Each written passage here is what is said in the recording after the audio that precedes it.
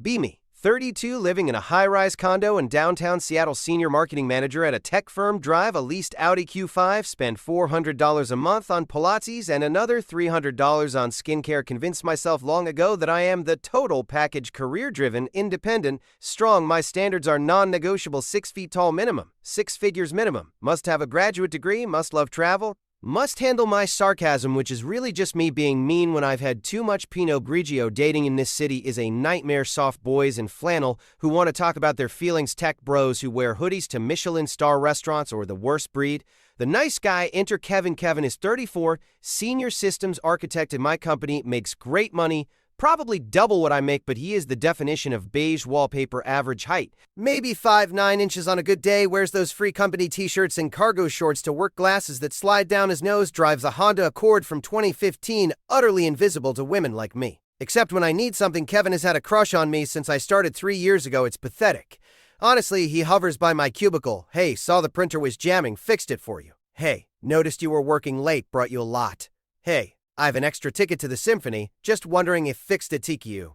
I keep him in orbit. It's useful validation on tap whenever the Chad of the week ghosts me. I text Kevin, "Ugh, men are trash."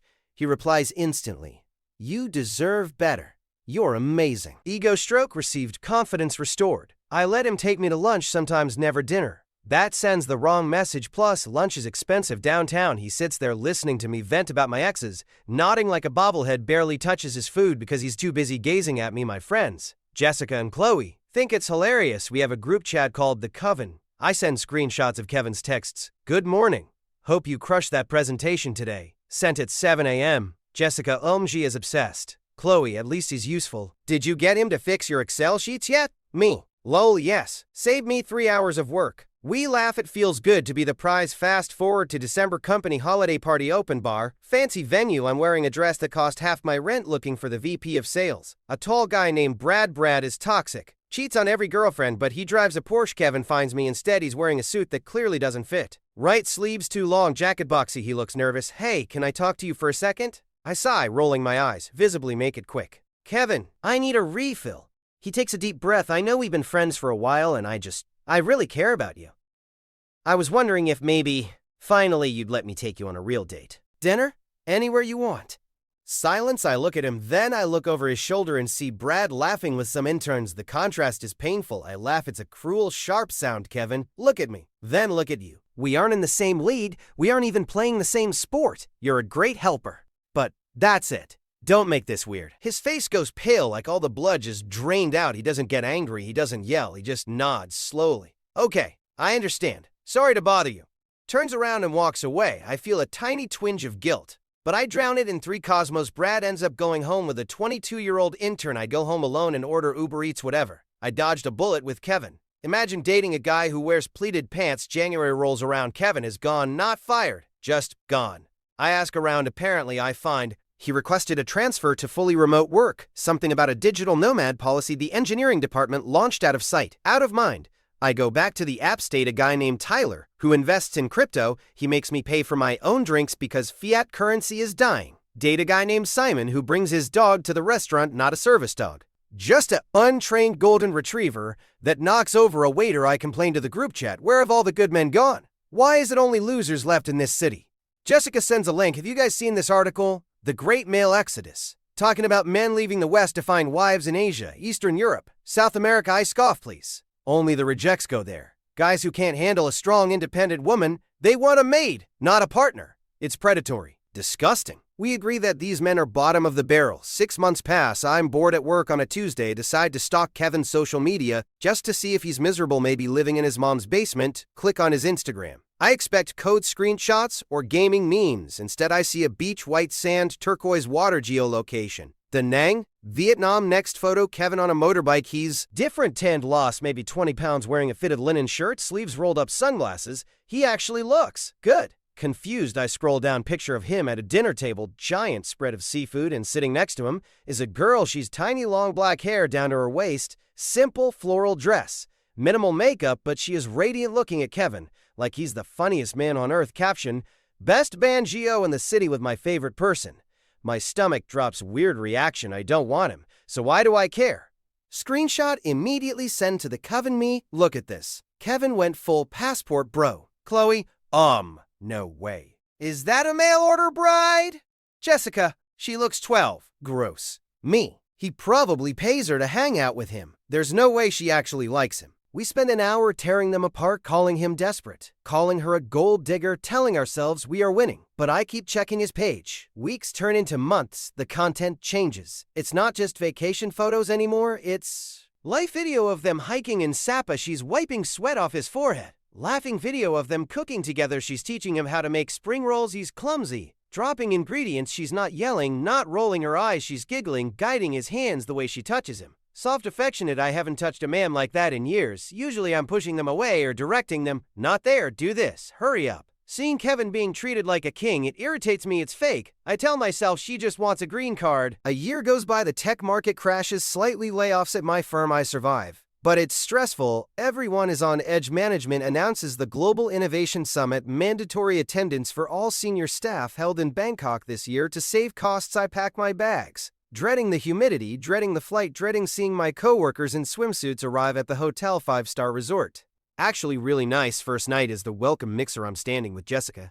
Also survived layoffs. And Chloe works in HR, we're holding our watered down mojitos, judging everyone's outfits, then the doors open and Kevin walks in. I almost don't recognize him, he's filled out shoulders broader, wearing a tailored light gray suit, no tie, top button undone, clean haircut, he carries himself differently. No slouching, no nervous shuffling, he walks with purpose, and holding his arm is the girl from Instagram, her name is Lim, modest but fitted. She makes every woman in the room look like they're trying too hard, including me. Silence falls over our little circle, Chloe whispers. Is that Kevin? Jessica, no way. Did he get hair plugs? Me? It's just a tan and a good suit, don't be impressed. But everyone is impressed, the male executives are beelining for him, asking about the remote team. The numbers he's holding court, charismatic. Since when is Kevin charismatic? Since when is Kevin charismatic? And Liam stays by his side, not clinging, but supporting, smiling at the right times, charming the CEO's wife. Later in the evening, I've had 4 cocktails, liquid courage kicking in. I decide to go over there, expose the dynamic for what it is, transactional fake. I walk up, forcing a bright, fake smile. Kevin, long time no see. He turns, smiles politely, not the puppy dog look. He used to give me just a man greeting a colleague. Hey, Sarah, good to see you. You look well. And who is this? I ask, looking at Lynn with a slight sneer. This is Lim, he says, hand on the small of her back. My fiancé. Fiancé, the word hits me like a brick. Wow, I say, voice dripping with sarcasm. That was fast. Did you meet on one of those websites? The air gets cold, people nearby. Stop talking, Kevin's smile fades, but he doesn't look embarrassed. He looks annoyed. We met at a coffee shop in Da Nang, actually. She's a pediatric nurse. Lim smiles at me. It's not hostile. It's genuine. It is nice to meet you, Sarah. Kevin has told me about his time in Seattle. He said you were a challenging colleague, but very driven. Challenging, is that code for bitch? I bristle. Well, it must be nice, I say, taking a sip of my drink. Finding someone who knows their place. American women are just too much work for some guys, I guess. We have careers, opinions. We don't just exist to cook dinner. I expect Lim to look offended or confused. Instead, she looks at Kevin, then back at me with pity. It makes you happy, she asks softly. Your career? Your opinions? Of course, I snap. I'm successful. I'm free. You look tired, she says. Not an insult, an observation. Kevin was tired too when he arrived. Lonely. He felt like he had to fight for everything, to prove he was worthy of basic kindness. She squeezes his arm here. We believe that a home should be peace. Why would I want to fight my husband? The world is hard enough. I want to be his sanctuary. And he is mine. He protects me. He provides for me. And I nurture him. It is not slavery, Sarah. It is a team. Kevin looks down at her with pure adoration. She's right, he says, looking back at me. I spent 10 years trying to impress women in Seattle, jumping through hoops, being told I wasn't tall enough, cool enough, rich enough, playing games. With Liam, I don't have to play games. I just have to be a good man. And in return, I get respect. I get loyalty. I get peace. He looks me dead in the eye. Do you bring peace to anyone, Sarah? Silence, deafening silence. The CEO is listening. My friends are watching. I open my mouth to retort, to make a snarky comment about patriarchy, about internalized misogyny, but nothing comes out because the answer is no. I don't bring peace, I bring drama, I bring demands. I bring standards, I bring a headache, whatever, I mutter. Good luck with your Stepford wife. I turn and walk away, expecting to feel triumphant, expecting the other women to rally around me. You showed him, girl. But they don't. Jessica looks at her phone. Avoiding my eyes, Chloe looks at Kevin and Lynn, and I see jealousy on her face, naked jealousy, because Kevin looks happy, deeply, genuinely happy. And we are miserable. Later that night, I'm in my hotel room scrolling through Tinder, set my location to Bangkok just to see match with a guy named Chad, literally, expat. Finance bro, invite him to the hotel bar. He shows up drunk, talks about himself for 45 minutes, tries to grab my ass in the elevator. I slap his hand away, go to my room alone. Cry into a pillow, realize that Kevin, boring, safe, invisible Kevin, was the best option I ever had, and I threw him away because his pants didn't fit right. The next day, conference continues. I see Kevin and Lynn everywhere, holding hands by the pool, laughing at breakfast. He's introducing her to the board members. They love her. She's charming, polite.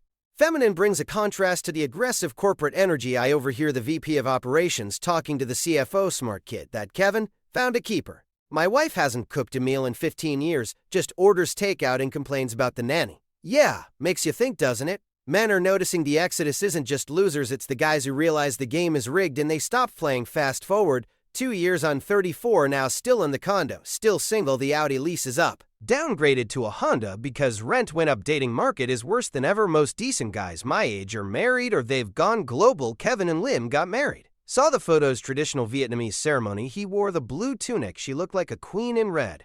They have a baby now, a son. Kevin posts a picture of the baby, sleeping on his chest, caption, "My legacy." My legacy. What is my legacy? A stack of quarterly reports? A closet full of designer shoes I can't walk in? 10,000 Instagram followers who don't know my middle name? I go to brunch with Jessica and Chloe. The vibe has changed. We don't laugh as much. Jessica's freezing her eggs next month, costs $15,000. She's terrified. It won't work. Chloe is dating a 24-year-old personal trainer who borrows her car. She calls it empowerment. We all know she's paying his rent. Topic turns to men. They're intimidated by us. Jessica says, swirling her mimosa, they can't handle strong women. I nod along. Exactly. We're too much for them. But in my head, I hear Liam's voice. Do you bring peace? I look around the restaurant table full of women like us, well-dressed, successful, loud, complaining, always complaining table. Across from us, young couple. Guy looks like a dork, girl looks foreign. Maybe Latina. She's feeding him a bite of her waffle, wiping syrup off his chin, laughing. He looks at her with pure love. I feel a physical pain in my chest, emptiness. I pull out my phone, open Kevin's profile. One last time, he's built a house in Da Nang, big garden view of the mountains. He's working on a wooden crib in the garage, looks manly. Capable, not the guy who fixed my printer. The guy I made him into by rejecting him, the guy I pushed away so he could find someone who actually valued him. I type a message, congrats on the baby. He's cute. Thumb hovers over, send. What's the point? He doesn't need my validation anymore. He has everything. I delete the text. Lock my phone, more mimosas. Jessica asks, yeah. I say, voice cracking slightly, keep them coming. Bottomless, the waiter says, just like the pit in my stomach. Be me alone in a room full of people, realization hitting like a freight train. I didn't lose the game because I didn't play hard enough. I lost because I thought I was the referee when I was just another player, and the game has moved on without me.